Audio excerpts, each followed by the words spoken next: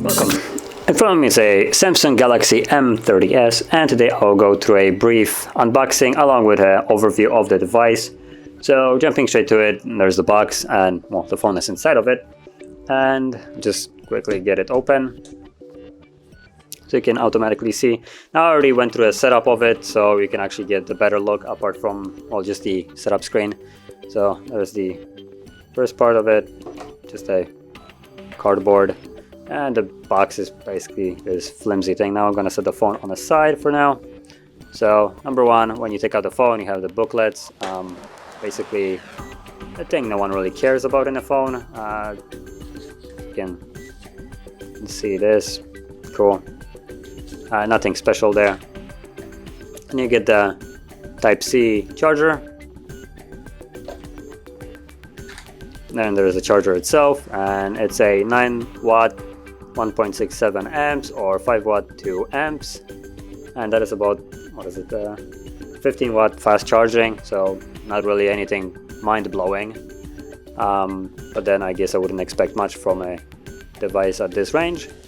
And then the last thing is this SIM eject tool, nothing inside of it. So yeah, okay, so let's get this out of the way. There we go. And then there's the phone, probably the most important part of the box, so let's get it unlocked. And now the key features of the device. Well, the first thing that you'll see is the display. So that's a 6.4 inch display with a 1080p resolution, which more exactly it's a 1080 by 2340 pixels, which is 403 pixels per inch. Super AMOLED display. I mean, we don't expect anything else from Samsung, I guess, with a peak brightness of 420 nits. Nice. Okay, so then moving on, this phone comes with two variants.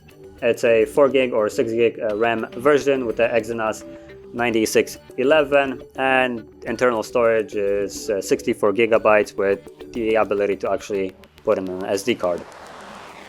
And it comes with the Android 9 on a One UI. So that's the newer one with like everything being shifted to the bottom. Just I guess overall better, a better skin for Android from Samsung. I mean, we're just talking about the Samsung skins though.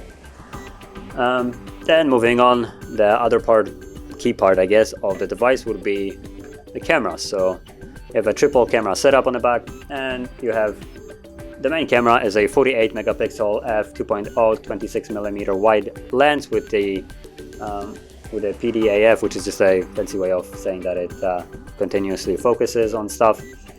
Then the other one is 8 megapixel f2.2 12mm ultra wide, and 5 megapixels f2.2 depth sensor. So yeah, and then you have the dual tone flash.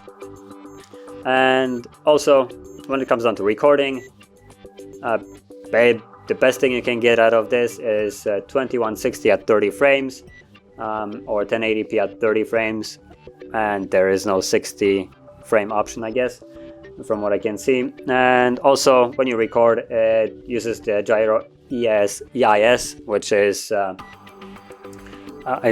guess the better way of stabilizing the image. It uses the gyroscope as a sensor to detect if your hand is having some spastic attack, and then it adjusts the camera itself to basically compensate for that movement. And then the front has just a simple 16 megapixel f2.2 26mm wide lens that is capable of shooting a 1080p 30 frame video if anybody uses the front facing cameras to shoot videos anyway. And it's also certified for HDR, as in the camera can record in HDR, so do the back. And I guess that would be it.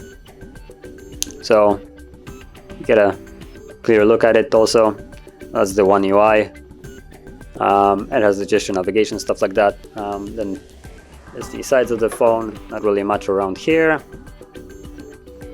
Then you have a headphone jack, which is nice if you're still using headphones. USB Type-C, speaker grill, and a microphone next to it. In the 3 buttons, there's no Bixby button on here, as you will see. There's only power and volume keys. Then the fingerprint sensor on the back, and this color scheme. So yeah, that would be a device. And if you found this video helpful, don't forget to like, subscribe, and thanks for watching.